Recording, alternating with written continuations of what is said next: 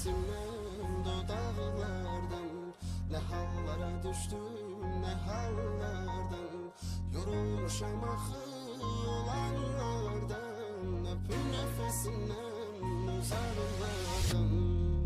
Yayılıb aləmə fəryadım harayım, bir ümidim olsun her zaman arayım.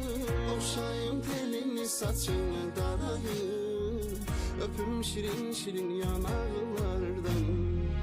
Ne bilsin ağlamaq çarəmi, həllimi, öləcəm qalacam bu səncə bəllimi.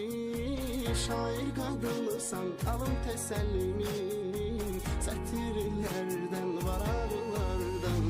Küsüm həvəsimdən dodaqlardan, nə hallara düşdüm, nə hallardan yorulmuşam axı olanlardan, öpür nəfəsindən uzaqlardan. Küsüm həvəsimdən dodaqlardan, nə hallara düşdüm, nə hallardan yorulmuşam axı olanlardan, öpür nəfəsindən uzaqlardan.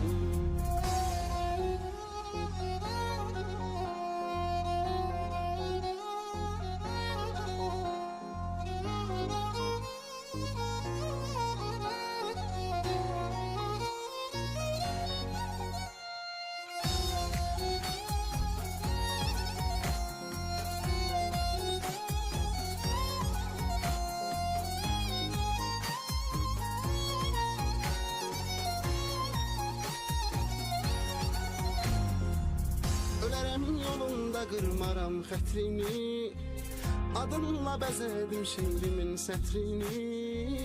Evimsən sən axı alıram mətrini, saçına toxunmuş daraqlardan. Bir sor ömrüm mənsiz sən tək necə qaldın, ölüm qollarında sən qəlbimə doldun. Vazgeçilməz oldun sən nə doğma oldun, hayatıma gelmiş qonaqlardan. Küsüm həvəsimdən dodaqlardan, nə hallara düşdüm, nə hallardan yorulmuşam axı olanlardan,